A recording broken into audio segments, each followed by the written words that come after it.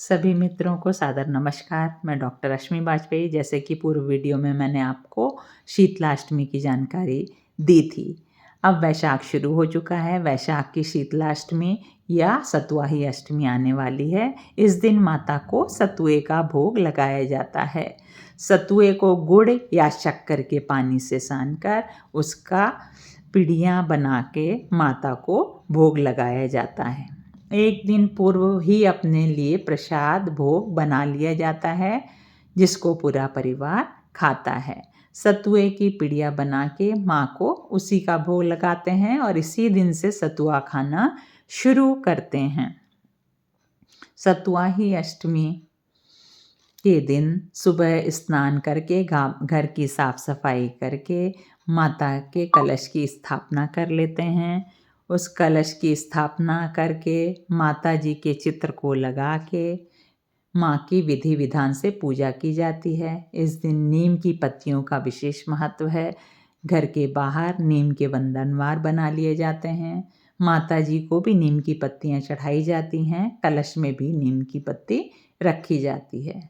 नीम की पत्ती एंटीबायोटिक गुणों से भरपूर है, जो कि रोग और व्याधियों से बचाती है। शीतला अष्टमी की पूजा करके उस भोग प्रसाद को पूरा घर ग्रहण करता है। शीतला अष्टमी की पूजा करने के बाद शाम को उस कलश को फिर देव स्थान में स्थापित कर देते हैं और अगले 2 माह तक वो कलश देव स्थान में ही रखा रहता है। उसमें प्रतिदिन जल चढ़ाया जाता है। शीतला माता से कामना की जाती है कि वे घर में सुख आरोग्य बनाए रखें, किसी भी प्रकार की रोग और व्याधियों से हमारी रक्षा करें। शीतला माता की एक कथा आज फिर मैं आपको सुनाना चाहूँगी। एक बार देवी जी और हनुमान जी में चर्चा हुई कि कौन बड़ा है।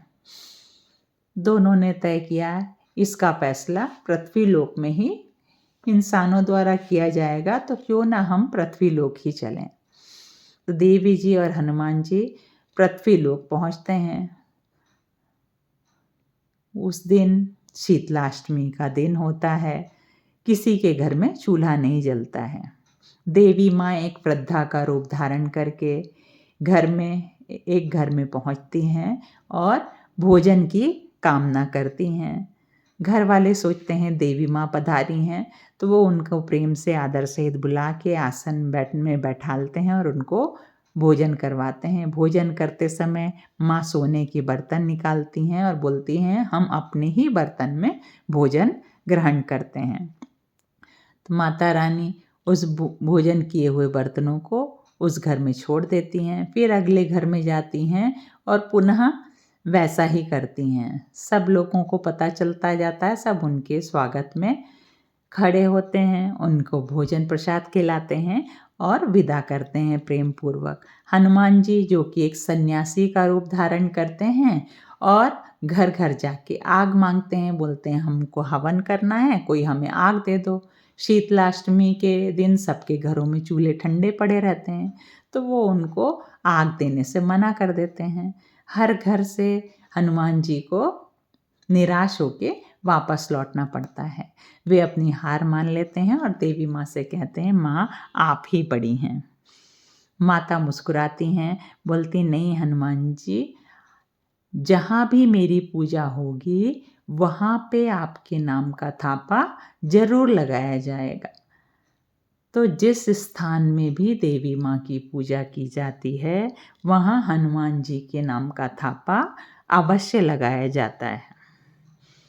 तो देवी माता की पूजा करते समय हनुमान जी का स्मरण जरूर करें।